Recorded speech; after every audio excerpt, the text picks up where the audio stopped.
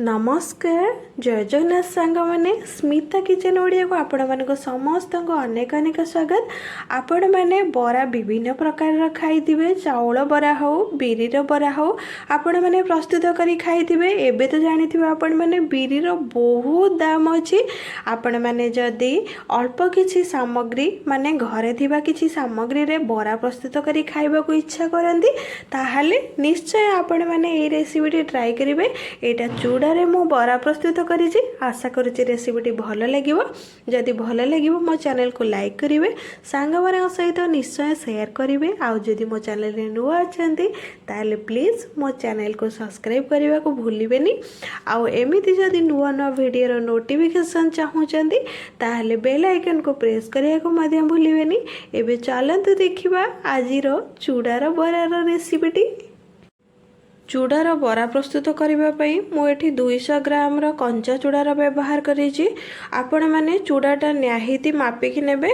प्रथमे मु आपण मानकु देखै नउछि जे आमे चूड़ारे बरा प्रस्तुत करने कौन कौन मु सामग्री व्यवहार करिछि। चूड़ारे बरा प्रस्तुत करने मुझे 2टी बड़ साइजर पियाज को एमती छोट छोट करी काटी नहीं। आपण माने निश्चय पियाज को छोट छोट करी काटी नेबे ताहले बराटा खाइबा को स्वादिष्ट लागिबो। अल्प किछि भेरसुंगा पत्र आपण माने चाहिए आपण धनिया पत्रर व्यवहार करें किंतु भेरसुंगा पत्रटी बहुत भल बास्ना आसी थाए। 4 ରୁ 5टी कंचा लंका को मु छोट छोट करी काटी नहीं। आपण माने जेतिकी राग खाइबा को पसंद से अनुसार आपण कंचा लंकाटी व्यवहार करेंगे। आवश्यक अनुसार लुण, आवश्यक अनुसार छाणीबा पई रिफाइन तेल। एबे चलंतु आमे प्रथमे चूड़ा को भल से धोई नबा पानी रे। एबे मु चूड़ाटी को बहुत भल से धोई नहीं। आपण माने चूड़ाटी जेतेबेले धोइबे 2 थर करी धोइबे आ निहाती गोटे ओसारिया जगार ही नहीं कि धोइबे। देखंतु आपण माने चूड़ाटा आमर भल से पूरा धोई ही जाइछि आ एमिति पूरा सुखिला टाइप रो देखा जाउछि। आपण माने भल से पूरा पानी को निगाड़ी देबे नचेत बराटी भल बनिबनी। एबे एथिरे आमे आवश्यक अनुसार लुण को देई नबा। एबे भेरसुंगा पत्र को पकई नबा। कटा जाइथिबा पियाज सबू को पकई नबा। छोट छोट करी काटिकी रखिथिबा कंचा लंका को मध्य पकई नबा।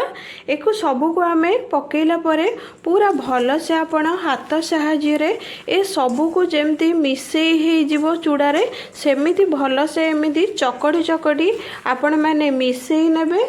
एमिति आपण माने चकटी की मिसेबे जेमिति बरा भलिया गोल गोल बनी जाई पारुथिबो सेमिति भल से एमिति चकटी की मिसेई नेबे।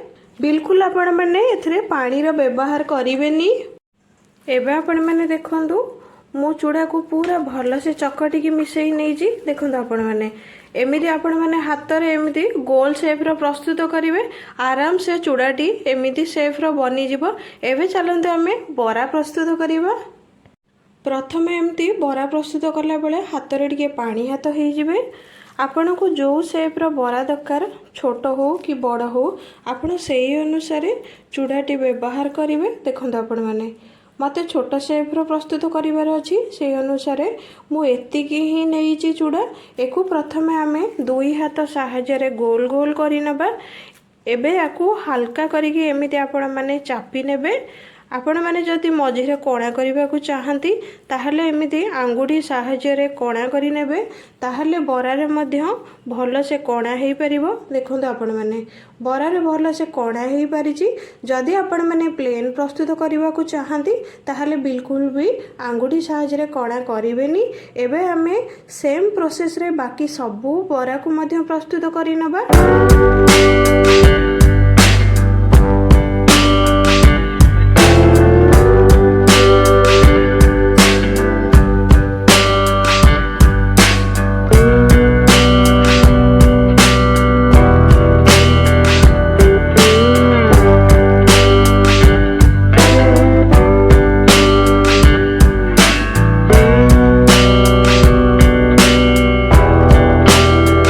एबे आपण माने देखंतु सबुतक चूड़ारे मु बरा शेप रो सबुतक बनै नेइची। 200 ग्राम रो चूड़ारे हमर 8टी बरा हेइची। देखंतु केते सुंदर मध्य हमर बरा प्रस्तुत हेइची। एबे चलंतु आमे बरा को भल से छाणी नबा। ଏବେ ମୁଁ ବରାକୁ ଛାଣିବା ପାଇଁ ଏମିତି ଗୋଟେ ଛୋଟ କଡ଼େଇର ବ୍ୟବହାର କରିଛି। ଆପଣମାନେ ଛୋଟ ବଡ଼ ଯେଉଁ ସାଇଜ୍ର କଡ଼େଇ ମଧ୍ୟ ୟୁଜ୍ କରିପାରିବେ। ଏବେ ମୁଁ ଗ୍ୟାସ୍ ଅନ୍ କରିକି ମିଡ଼ିୟମ୍ ଫ୍ଲେମ୍ରେ ହିଁ ଗ୍ୟାସ୍କୁ ରଖିଛି। ଏବେ ଆପଣମାନେ ଦେଖନ୍ତୁ ତେଲଟି ମଧ୍ୟ ଭଲସେ ପୁରା ଗରମ ହେଇଗଲାଣି, କାରଣ ଉପରକୁ ହାଲକା ହାଲକା ଟିକେ ଫେଣା ଟାଇପ୍ର ବାହାରୁଛି। ଆପଣମାନେ ଏଇଥିରୁ ଜାଣିପାରିବେ ତେଲଟା ଆମର ଭଲସେ ଗରମ ହେଇଗଲାଣି। ଏବେ ଆମେ ଯେଉଁ ପ୍ରସ୍ତୁତ କରି ରଖିଥିଲେ ଚୁଡ଼ାରେ ବରା ସେପ୍ର ତାକୁ ଏବେ ପକାଇ ନେବା।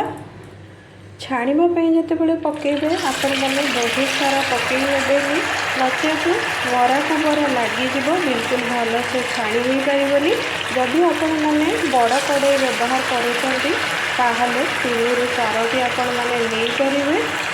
ଏବେ ମୁଁ ଗ୍ୟାସ୍କୁ ମିଡ଼ିୟମ୍ ଫ୍ଲେମ୍ରେ ହିଁ ରଖିଛି, କାରଣ ଯଦି ହାଇ ଫ୍ଲେମ୍ରେ ରଖିବା ଆମେ ଉପରଟା ପୋଡ଼ିଯିବ, ଭିତରଟା ବିଲକୁଲ ହେବନି। ସେଥିପାଇଁ ମିଡ଼ିୟମ୍ ଫ୍ଲେମ୍ରେ ରଖିକି ଆପଣମାନେ ଛାଣିବେ। ଉପରଟା ହେବା ସହିତ ଭିତରଟି ମଧ୍ୟ ବହୁତ ଭଲସେ ଛାଣି ହୋଇପାରିବ, ନଚେତ୍ କଞ୍ଚା ରହିଯିବ। ଏବେ ଆମେ ୟାକୁ ଗୋଲ୍ଡେନ୍ ବ୍ରାଉନ୍ କଲର୍ ହେଲା ପର୍ଯ୍ୟନ୍ତ ୱେଟ୍ କରିବା, ତାପରେ ଗୋଟେ ପଟ ଲେଉଟେଇବା। ଏବେ ଆମେ ଛାଣିବାର ପୁରା 5 ମିନିଟ୍ ହେଇଗଲାଣି। ସାଇଡ଼୍ରୁ ହାଲକା ହାଲକା ମଧ୍ୟ ଟିକେ ବ୍ରାଉନ୍ କଲର୍ ଆସିଗଲାଣି। ଏଇ ଟାଇମ୍ରେ ଆମେ ୟାକୁ ହାଲକା ହାତରେ ଲେଉଟେଇ ନେବା। ଆପଣମାନେ ବିଲକୁଲ ପ୍ରେସର୍ ଦେଇକି ଲେଉଟେଇବେନି, ନଚେତ୍ ଭାଙ୍ଗିଯିବ। ଦେଖନ୍ତୁ ଆପଣମାନେ ହାଲକା ଆମର ଗୋଟେ ପଟ ସାଇଜ୍ ବ୍ରାଉନ୍ କଲର୍ ହେଇଯାଇଛି। ସେଇ ଟାଇମ୍ରେ ହିଁ ଆପଣମାନେ ଲେଉଟେଇଲେ ଆର ପଟଟା ମଧ୍ୟ ପୁରା ଭଲସେ ହେଇଯିବ। ଏବେ ଆପଣମାନେ ଦେଖନ୍ତୁ ସବୁ ବରାକୁ ମୁଁ ଲେଉଟେଇ ନେଇଛି, ଆମର ହାଲକା ହାଲକା ବ୍ରାଉନ୍ କଲର୍ ହେଇଛି। ଆର ପଟଟା ଯେତେବେଳେ ଭଲସେ ବ୍ରାଉନ୍ କଲର୍ ହେଇଯିବ, ଆଉ ଟିକେ ଛାଣି ହେଇଯିବ, ସେତେବେଳେ ଆମର ବରାଟି ପୁରା ଗୋଲ୍ଡେନ୍ ବ୍ରାଉନ୍ କଲର୍ ହେଇଯିବ। ଏବେ ଆପଣମାନେ ଦେଖନ୍ତୁ ବରାଟି ଆମର ପୁରା ଭଲସେ ଗୋଲ୍ଡେନ୍ ବ୍ରାଉନ୍ କଲର୍ ହେଇଗଲାଣି। ଏବେ ଆମର ବରାଟି ମଧ୍ୟ ହେଇଗଲାଣି। ଏବେ ଆମେ ଅଲଗା ଜାଗାକୁ ଗୋଟେ କାଢ଼ି ନେବା, ଆଉ ସେମ୍ ପ୍ରୋସେସ୍ରେ ବାକି ବରା ତକ ମଧ୍ୟ ଛାଣି ନେବା।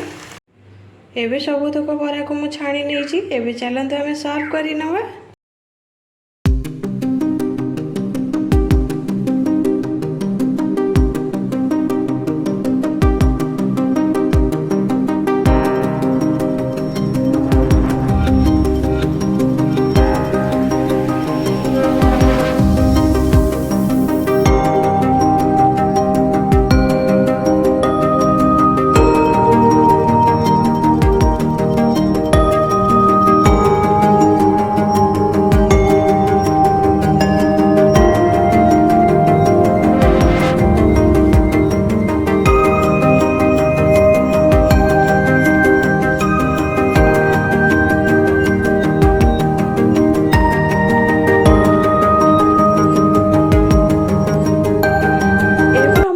ଚୁଡ଼ାରେ ପ୍ରସ୍ତୁତ ବରା ବନିକି ରେଡ଼ି ହେଇଯାଇଛି। ମୁଁ ମଧ୍ୟ ତାକୁ ପ୍ଲେଟ୍ରେ ସର୍ଭ କରି ନେଇଛି। ଦେଖନ୍ତୁ ଆପଣମାନେ କେତେ ସୁଆଦିଆ ଆଉ ସୁନ୍ଦର ମଧ୍ୟ ଦେଖାଯାଉଛି।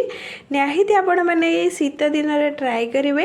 ଆଶା କରୁଛି ରେସିପିଟି ଆପଣମାନଙ୍କୁ ଭଲ ଲାଗିବ। ଯଦି ଭଲ ଲାଗିବ ମୋ ଚ୍ୟାନେଲକୁ ଲାଇକ୍ କରିବେ, ସାଙ୍ଗମାନଙ୍କ ସହିତ ନିଶ୍ଚୟ ସେୟାର କରିବେ।